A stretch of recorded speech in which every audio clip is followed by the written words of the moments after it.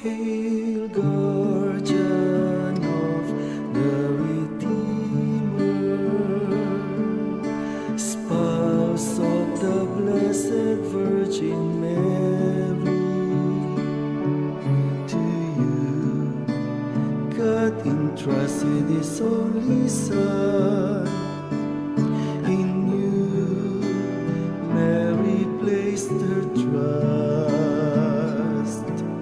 With you, Christ became man. Blessed Joseph, to us too, show yourself a Father and guide us in the path of life. Obtain for us grace, mercy, and courage, and defend us from every evil. Hail, guardian of the Redeemer, spouse of the Blessed Virgin Mary. To you, God entrusted His only Son. In you, Mary placed her trust. With you, Christ became man. Blessed Joseph, to us too, show yourself a Father and guide us in the path of life. Obtain for us grace, mercy, and courage, and defend us from every evil. Hail, guardian of the Redeemer, spouse of the Blessed Virgin Mary. To you, God entrusted His only Son. In you, Mary placed her trust. With you, Christ became man. Blessed Joseph, to us too, show yourself a Father and guide us in the path of life. Obtain for us grace, mercy, and courage, and defend us from every evil. Amen.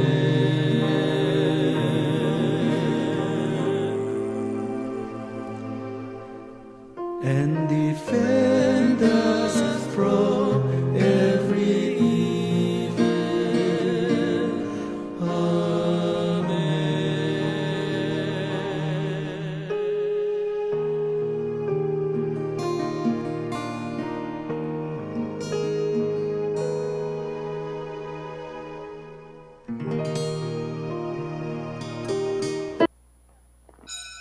Tumayo po ang lahat at tayo'y makiisa sa Eukaristikong pagdiriwang na pamumunuan ng ating kura paroko, Reverendo Padre Douglas D. Badong.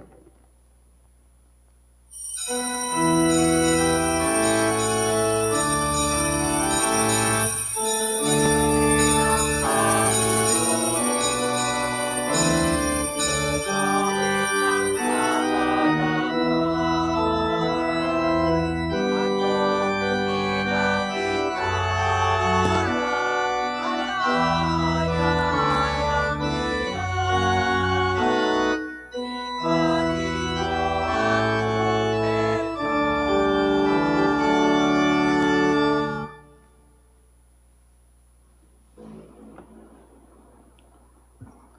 Sa ngalan ng Ama at ng Anak at ng Espiritu Santo, Amen. ang pagpapala ng ating Panginoong Heso Kristo, ang pag-ibig ng Diyos Ama, at ang pagkikipagkaisa ng Espiritu Santo naway sumainyong lahat. At sumaiyo rin. Mga kapatid, aminin natin ang ating mga kasalanan upang tayo'y maging marapat gumanap sa banal na pagdiriwang. Inaamin ko sa makapangyarihang Diyos at sa inyo mga kapatid na lubha ko nagkasala sa isip, sa salita at sa gawa at sa aking pagkukulang.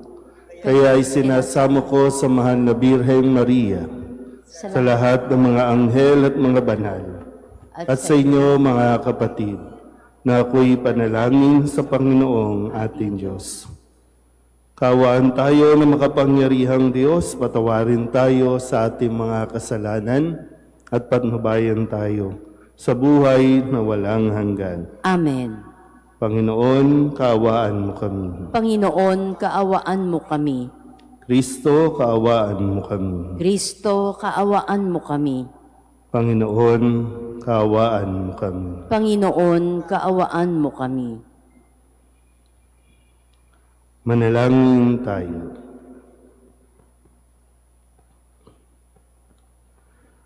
Ama naming makapangyarihan, ginawa mong manaig sa mga pahirap ang martir na si San Maximiliano Kolbe. Ipagkaloob mong kaming nagdiriwang ngayon sa kanyang tagumpay ay makapanatiling hindi natitinag ng mga kumakalaban, pakundangan sa iyong pagkupkop sa amin araw-araw. Sa pamamagitan ni Jesucristo, kasama ng Espiritu Santo, magpasawalang hanggan. Amen.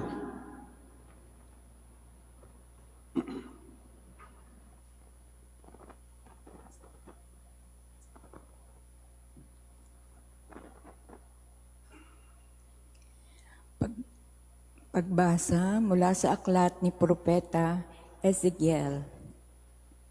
Sinabi sa akin ng Panginoon, Tao, ipamukha mo sa Jerusalem ang kanyang kasuklam-suklam na gawain. Sabihin mo ang ipinasasabi ng Panginoon na kanyang Diyos. Ikaw ay mula sa Kanaan, Amoreyo ang iyong ama at Hitea ang iyong ina. Nang ikaw ay isilang, hindi ka pinutulan ng pusod, ni pinaliguan, ni kinuskos ng asin na binalot ng lampin. Walang nag-ukol ng panahon upang gawin sa iyo ang isa man sa mga bagay na dapat gawin. Wala man lamang naawa sa iyo. Basta ka na lamang inilipag sa lupa nang ikaw ay isilang. Nadaanan kitang kakawag-kawag sa sarili mong dugo. Sinabi ko sa iyo noon na mabubuhay ka at lalaking tulad ng mga halaman sa parang. Lumaki ka nga at naging dalaga. Maganda ang iyong dibdib, mahaba ang iyong buhok, ngunit ikaw ay hubad. Nang madaanan kita uli, nakita kong ikaw ay ganap ng dalaga. At ibinalabal ko sa iyo ang aking kasuotan upang matakpan ang iyong kahubaran. Nangako ako sa iyo ng buong katapatan. Nakipagtipan ako sa iyo at ikaw ay naging akin. Pinaliguan kita, nilinis ko ang dugo mo sa katawan at pinahiran kita ng langis. Dinamtan kita ng may magagandang burda at sinuotan ng sandayas na balat. Binalot kita ng pinong lino at damit na seda. Sinuotan kita ng pulsera sa magkabilang braso at binigyan ng kwintas. Binigyan din kita ng hikaw sa ilong at tenga. Pinutungan kita ng isang magandang korona. Nagayakan ka ng alahas na pilak at ginto. Ang kasuotan mo'y pinong lino, piling seda at telang nabuburdahan ng maganda. Ang pagkain mo yari sa pinakamainam na harina. Pulot-pukyutan at langis ang iyong inumin. Lumaki kang walang kasing ganda at nalagay sa katayuan ng isang reyna. Natanyag sa lahat ng bansa ang iyong kagandahan, pagkat lalo itong pinatingkad ng mga palamuting iginaya ko sa iyo. Ngunit naging palalo ka dahil sa iyong kagandahan. Ano pat nabuyo ka sa pagiging patutot at ang sarili mo'y ipinaangkin sa lahat ng makita mo. Gayunman, hindi ko na rin kalilimutan ang ginawa kong tipan sa iyo nang ikaw ay bata pa. Ngayon ay gagawa ako ng tipan para sa atin. Hindi ito masisira kailanman. Sandaling ipatawad ko ang lahat ng kasalanan, matitikom ang bibig mo dahil sa laki ng kahihiyan. Ang salita ng Diyos. Salamat sa Diyos. Galit ng Diyos ay naparam, pinatawad niya ang tanan. Galit ng Diyos ay naparam, pinatawad niya ang tanan. Ang Diyos ang siyang nagliligtas sa akin, tiwalang-tiwala ako at wala muntimang pangamba. Sapagkat ang Poon ang lahat sa akin, siya ang aking awit, ang aking kaligtasan. Malugod kayong sasalok ng tubig sa batis ng kaligtasan. Galit ng Diyos ay naparam, pinatawad niya ang tanan. Magpasalamat kayo sa Poon, siya ang inyong tawagan. Ipaalam ninyo sa mga bansa ang kanyang ginawa. Ipahayag ninyo ang kadakilaan ng kanyang pangalan. Galit ng Diyos ay naparam, pinatawad niya ang tanan. Umawit kayo ng papuri sa Poon, sapagkat kahanga-hanga ang kanyang mga ginawa. Ipahayag ninyo ito sa buong daigdig. Mga anak ng Siyon, umawit kayo ng buong galak, sapagkat nasa piling ninyo ang dakila at ang banal ng Israel. Galit ng Diyos ay naparam, pinatawad niya ang tanan.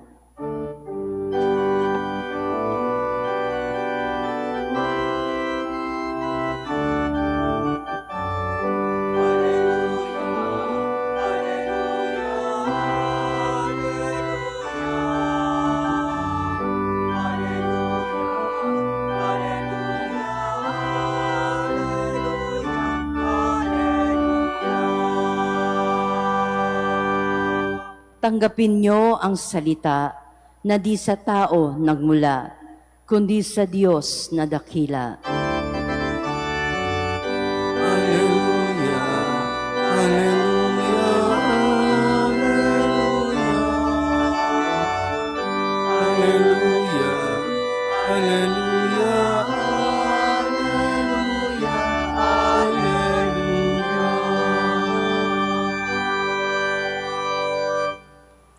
Sumainyo ang Panginoon. At sumaiyo rin, Ang mabuting balita ng Panginoon ayon kay San Mateo. papuri sa iyo, Panginoon. Noong panahong iyon, may mga pariseyong lumapit kay Jesus at tinangkang siluin siya sa pamamagitan ng tanong na ito. Naayon ba sa kautusan na hiwalayan ng lalaki ang kanyang asawa sa kahit anong kadahilanan? Sumagot sa Jesus, hindi pa ba ninyo nababasa sa kasulatan na sa pasimulay nilalang sila ng may kapal, lalaki at babae? At sinabi, dahil dito, iiwan ng lalaki ang kanyang ama't ina at magsasama sila ng kanyang asawa at sila'y magiging isa. Kaya't hindi na sila dalawa, kundi isa. Ang pinagsama ng Diyos ay huwag paghiwalayin ng tao. Tinanong siya ng mga Pariseyo, bakit iniutos ni Moises na bigyan ng lalaki ang kanyang asawa ng kasulatan sa paghihiwalay bago hiwalayan iyon? Sumagot si Jesus, dahil sa katigasan ng inyong ulo, kaya ipinahintulot ni Moises na hiwalayan ninyo ang inyong asawa. Subalit hindi gayon sa pasimula. Kaya sinasabi ko sa inyo, sino mang lalaking humiwalay sa kanyang asawa sa anumang dahilan liban sa pakikiapid at mag-asawa sa iba ay nangangalunya. At ang mag-asawa sa babaeng hiniwalayan ay nangangalunya rin. Sinabi ng mga alagad, kung ganyan po ang kalagayan ng lalaki sa kanyang asawa, mabuti pang wag nang mag-asawa. Sumagot si Jesus, hindi lahat ay makatatanggap ng simulaing iyan, kundi yaon lamang pinagkalooban ng Diyos. Sapagkat may iba't ibang dahilan kung bakit may mga lalaking hindi makapag-asawa. Ang ilan dahil sa kanilang katutubong kalagayan. Ang iba dahil sa kagagawan ng ibang tao ay nagkagayon sila. Mayroon namang hindi nag-aasawa alang-alang sa ikauunlad ng paghahari ng Diyos. Ang makatatanggap ng simulaing ito ay tumanggap nito. Ang mabuting balita ng Panginoon. Pinupuri ka namin, Panginoong Heso Kristo. Isang magandang umaga po sa inyong lahat. Ngayon po ay Biyernes ng 19 na linggo ng karaniwang panahon at ating pong ginugunita ang isa sa mga martir, pari at martir, si San Maximiliano Kolbe, isang pari na naglingkod at inialay ang kanyang buhay para sa iba. Ang magandang karanasan ni San Maximilian, sabi nga siya ay isa sa mga nakaranas nung panahon ng pagpapahirap sa mga Hudyo o sa mga tao lalo tigin ng mga German o yung mga Nazi nung panahong iyon ng gera, at siya ay pwede naman siyang makalaya pero mas ninais siyang manatili at makasama ang mga taong noon ay ikinulong at pinahihirapan, yung pananatili.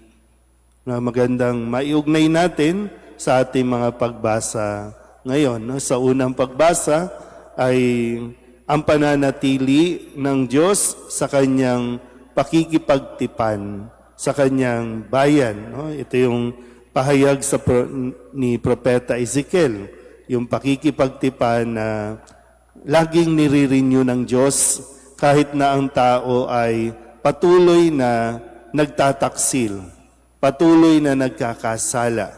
So ito yung mga usapin tungkol sa buhay pag-aasawa na siyang ipinapaliwanag naman ngayon ng ating Panginoong Jesucristo sa ating Ebanghelyo, na gusto siyang iligaw, gusto siyang siluin. Sabi nga, nais siyang siluin sa pamamagitan ng isang tanong. Dahil noon, ang pinangahawakan nila ay yung pahayag ni Moises o yung pahintulot ni Moises ng tungkol sa usapin ng divorce o ng paghihiwalay. Kaya ibinalik ulit ni Jesus yung sinauna. Bago pa si Moises, ito ang plano ng Diyos. O bakit pinahintulot? Dahil sa katigasan ng inyong ulo. Kaya nagkakaproblema. Kaya sabi nga ni Kristo, hindi lahat kasi ay tinatawag sa buhay pag-aasawa. Hindi lahat. Pero ngayon, sabihin na natin sa inyo, lalo na sa mga lumipas na, sa mga mag-asawang may pinagdaanan na. Para bang minsan, what if? May mga ganun tayong, what if kung sumuko tayo agad? Yung iba sa inyo, baka sumuko talaga. Nagdesisyon na kayo talaga agad-agad. Pero yung iba na sa kabila ng mga pagsubok, sa kabila ng pagtataksil, ay pinili ninyo at nagdesisyon kayong manatili sa isa't isa, kung kaya't ngayon ay nagpapatuloy kayo sa inyong buhay bilang mag-asawa. At sana yung mahirap kasing mabuhay tayo sa yung regrets na hindi ka nagdesisyon, o kaya regrets na mali yung desisyon. Pero andyan na di ba? Pero ipinapaliwanag sa atin na hindi porket hindi naging maganda ang karanasan mo sa buhay, pag-aasawa, basta-basta na lang tayong sasang-ayon sa usapin ng divorce. Kasi hindi yun ang solusyon. Kaya nga, iginigit natin, pinapaliwanag natin sa umpisa pa lang. Sa umpisa pa lang. Madali kasing mag-asawa. Minsan pinapaliwanag ko sa mga interviews, madali lang mag-asawa o madali lang magpakasal. Pero yung buhay pag-aasawa, yun yung totoong kailangan mong magdesisyon araw-araw. Kasi yung pagpapakasal, okay, tapos na, nagdesisyon ka magpakasal. Kaya yung isang katangian na dapat nating mapagnilayan, lalo sa inyo, na nandyan na, at sa mga papasok pa sa buhay pag-aasawa, yung isang ugali o sabihin nating katangian na dapat kung makikipagtipan, mayroong ba siya o mayroong ka bang kapasidad manatili? Kaya mo bang manatili? O isang buwan lang, isang linggo, 5 taon, then ayawan na. Mulitin ko po, yung sinasabi dito sa ating mga pagbasa, ang Panginoon, mula doon sa ating unang pagbasa at sa ating Ebanghelyo, siya ay nagdidesisyong manatili, maging tapat sa kanyang tipan, sa kanyang pangako na mamahalin at iibigin niya ang kanyang bayan. Kahit ito pa ay magtaksil, kahit ito pa ay magkasala. Sana, sa inyo po, lalo tigit sa inyo o kahit sa amin, di ba? Mga tinawag sa buhay pag-aasawa, mga tinawag sa buhay ng hindi may asawa. Para pareho ay tinatawag sa paglilingkod sa Diyos, magkaiba man ang ating estado, pero yung pananatili sa ating pangako, yun ang kailangan nating desisyonan araw-araw. Kaya di ba na nakakapunta kayo sa kasal, yung dalawa makikipagtipan sa Diyos at sa isa't isa. Pag nakakatin kayo ng mga ordination, mapamadre man o sa pari, makikita ninyo, makikipagtipan siya sa Diyos at sa simbahan. Kaya yung ulitin ko po, nawa ay mapagnilayan natin, i-improve pa natin yung isang katangian, lalo tigit sa buhay pag-aasawa, ay yung katangian ng pananatili. Kaya nga, sa hirap at ginhawa, mananatili tayo sa isa't isa. Amen.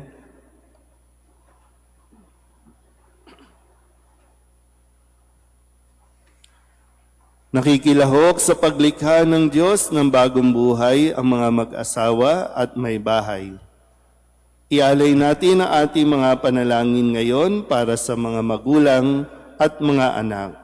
Ang ating itutugon, Panginoon, punuin mo ng iyong pag-ibig ang aming tahanan. Panginoon, punuin mo ng iyong pag-ibig ang aming tahanan. Ang simbahan naway tunay na maituro sa kanyang mga miyembro ang totoong dangal ng kasal at tulungan ang mga mag-asawa na manatiling magkasama sa banal nilang buhay may asawa. Manalangin tayo sa Panginoon. Panginoon, punuin mo ng iyong pag-ibig ang aming mga tahanan. Ang mga pinuno ng gobyerno at mga mambabatas naway magpatupad ng mga batas at tuntunin na nagtatatag ng tahanan at hindi sumisira nito. Manalangin tayo sa Panginoon. Panginoon, punuin mo ng iyong pag-ibig ang aming mga tahanan. Ang mga dumaranas ng mga pagsubok sa kanilang buhay, may asawa, naway makatanggap ng biyaya na makapagsumikap sa buhay ang kanilang mga pangako. Manalangin tayo sa Panginoon. Panginoon, punuin mo ng iyong pag-ibig ang aming mga tahanan. Ang mga pamilyang nasira dahil sa diborsyo at paghihiwalay, naway makatagpo ng suporta at pangunawa sa kanilang kapwa-tao sa kanilang komunidad. Manalangin tayo sa Panginoon. Panginoon, punuin mo ng iyong pag-ibig ang aming mga tahanan. Upang mamayani ang kapayapaan sa gitnang silakan at sa buong mundo, at ipag-adya nawa ang sangkatauhan sa karahasan, kasakiman at pang-abuso ng kapangyarihan na nagdudulot ng paghihirap at kamatayan sa marami. Manalangin tayo sa Panginoon. Panginoon, punuin mo ng iyong pag-ibig ang aming mga tahanan. Upang ang lahat ng mga nagdurusa dahil sa kalupitan ng digmaan ay daglian ng makaranas ng kapayapaan at mabuhay ng may kapanatagan at kalayaan. Manalangin tayo sa Panginoon. Panginoon, punuin mo ng iyong pag-ibig ang aming mga tahanan. Ang mga yumao nating mga kamag-anak at kaibigan, naway magtamo ng kaligayahan at kapayapaan sa walang hanggang tahanan ng Diyos. Manalangin tayo sa Panginoon. Panginoon, punuin mo ng iyong pag-ibig ang aming mga tahanan. Idulog din natin sa Panginoon ang ating mga personal na kahilingan at mga panalangin para sa ating mga pamilya, kasama din ang mga kahilingan ng mga nanonood sa online. Lahat ng mga misang pasasalamat, special na intensyon, agarang paggaling ng mga may sakit at ang lahat ng mga kaluluwa na inihiling na ipagdasal sa misang ito.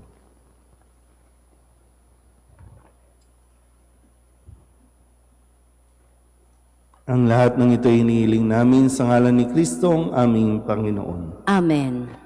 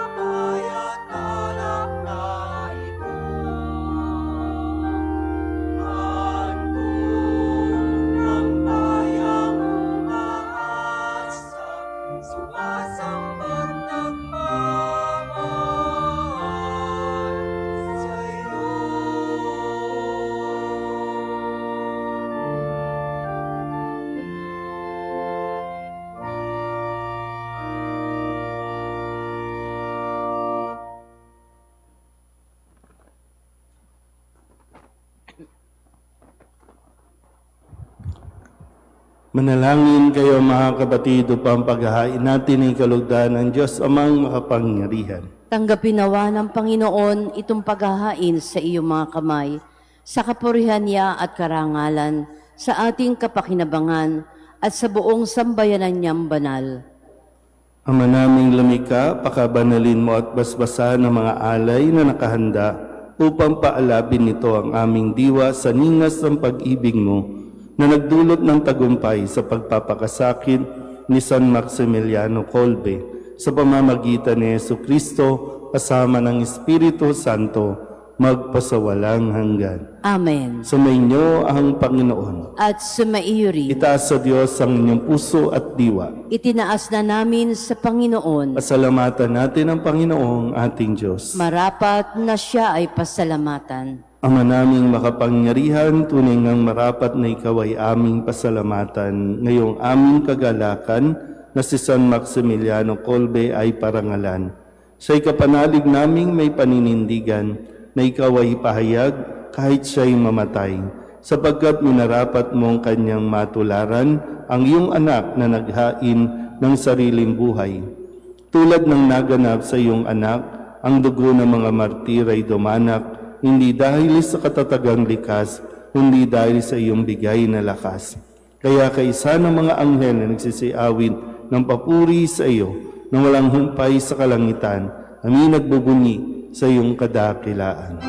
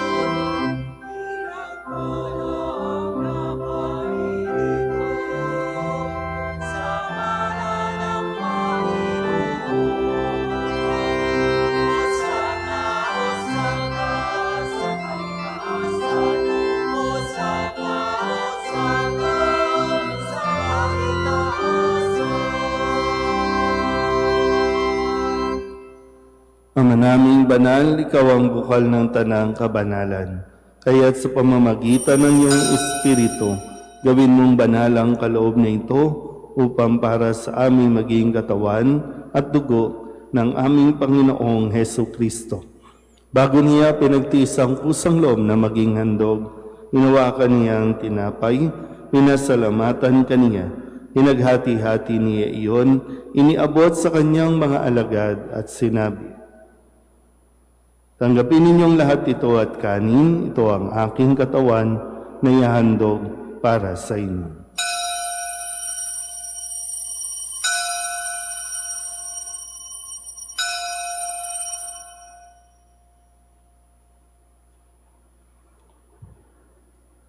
Gayun din naman nang matapos ang hapunan, nawakan niya ang kalis, muli kaniyang pinasalamatan. Iniabot niya ang kalis sa kanyang mga alagad at sinabi, "Tanggapin ninyong lahat ito at inumin. Ito ang kalis ng aking dugo, ng bago at walang hanggang tipan. Ang aking dugo na ibubuhos para sa inyo at para sa lahat, sa ikapagpapatawad ng mga kasalanan. Gawin niyo ito sa pag-alaala sa akin."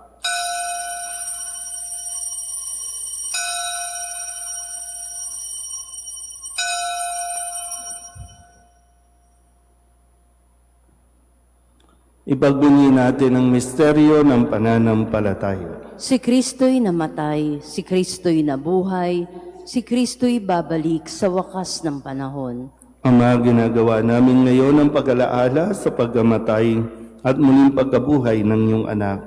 Kaya't iniaalay namin sa iyo ang tinapay na nagbibigay buhay at ang kalis na nagkakaloob ng kaligtasan. Kami napapasalamat dahil kami iyong minarapat na tumayo sa harap mo para maglingkod sa iyo.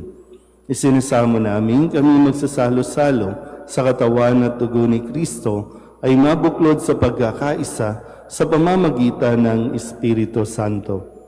Ama, lingapin mo ang iyong simbahang laganap sa buong daigdig. Puspusin mo kami sa pag-ibig, kaysa ni Leo na aming Papa at ni Jose na aming Obispo at ng Tanang Kaparian. Alalahanin mo sa Philip na tinawag mo mula sa daigdig na ito. Nung siya'y binyagan, siya'y nakaisa ni Kristo sa pagkamatay. Ngayon siya'y pumanaw, naway makaisa siya ni Kristo sa pagkabuhay. Alalahanin mo rin ang mga kapatid naming nahimlay na may pag-asang sila'y muling mabubuhay, gayon din ang lahat ng mga pumanaw. Kawaan mo sila at patuloyin sa iyong kaliwanagan. Kawaan mo at pagindapating kaming lahat na makasalo sa iyong buhay na walang wakas. Kaysa ng mahal na Birheng Maria na ina ng Diyos, ng kabiyak ng puso niyang si San Jose, kaysa ng mga apostol at ng lahat ng mga banal na namuhay dito sa daigdig ng kalugod-lugod sa iyo, may pagdiwan nawa namin ang papupuri sa ikararangal mo sa pamamagitan ng iyong anak na aming Panginoong Hesu Kristo. Sa pamamagitan ni Kristo, kasama niya at sa Kanya, ang lahat ng parangal at papuri ay sa iyo, Diyos amang makapangyarihan, kasama ng Espiritu Santo, magpasawalang hanggan.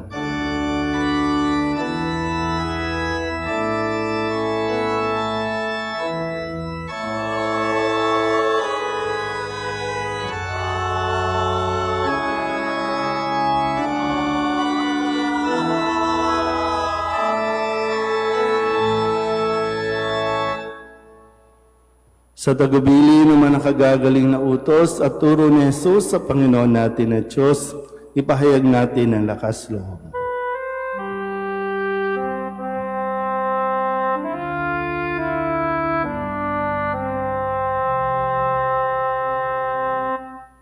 Ama namin, sumasalangit ka, sambahin ang ngalan mo, mapasamin ang kaharian mo, sundin ang loob mo, dito sa lupa para ng sa langit. Bigyan mo kami ngayon ng aming kakanin sa araw-araw at patawarin mo kami sa aming mga sala para ng pagpapatawad namin sa nagkakasala sa amin at huwag mo kami ipahintulot sa tukso at iadyan kami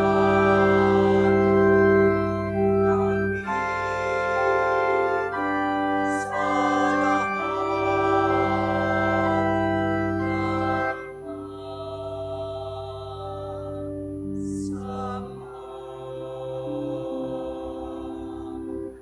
Hinihiling namin kami iadya sa lahat ng masama, pagkalooban ng kapayapaan araw-araw, iligtas sa kasalanan at ilayo sa lahat ng kapahamakan, samantalang aming pinananabikan ang dakilang araw ng pagpapahayag ng tagapagligtas naming si Jesu Kristo. Sapagkat iyo ang kaharian at ang kapangyarihan at ang kapurihan magpakailanman. Amen. Panginoong Heso Kristo, sinabi mo sa iyong mga apostol, kapayapaan ang iniiwan ko sa inyo, ang aking kapayapaan ang binibigay ko sa inyo. Tunghayan mo ang aming pananampalataya at huwag ang aming mga pagkakasala.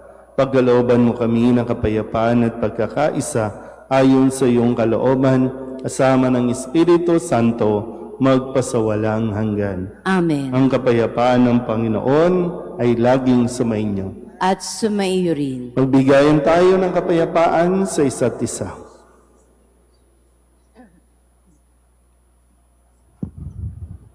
Kordero ng Diyos na nag-aalis ng mga kasalanan ng sanlibutan, maawa ka sa amin.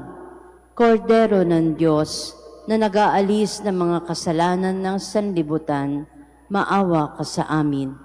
Kordero ng Diyos na nag-aalis ng mga kasalanan ng sanlibutan, ipagkaloob mo sa amin ang kapayapaan.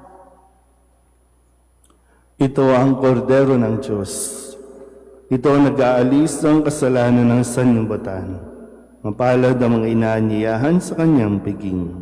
Panginoon, hindi ako karapat-dapat na magpatuloy sa iyo, ngunit sa isang salita mo lamang ay gagaling na ako.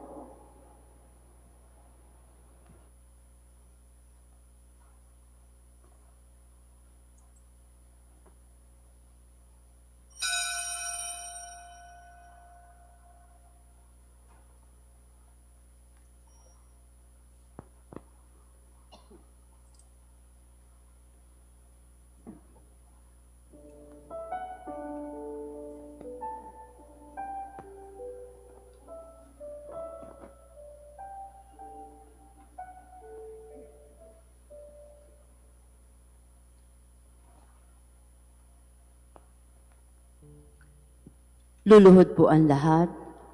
Panalangin kay San Jose, abang tagapangalaga ng tagapagligtas, kabiyak na puso ng mahal na Birheng Maria. Sa iyo ay pinagkatiwala ng Diyos ang kaisa-isa niyang anak. Sa iyo nagtiwala si Maria. Sa piling mo si Kristo'y naging tao. Maging ama ka rin sa amin, pinagpalang Jose, at gabayan mo kami sa landas ng buhay. Ihingi mo kami ng biyaya, awa at tapang, at ipagtanggol kami sa lahat ng masama. Amen. Magsitayo na po ang lahat. Manalangin tayo.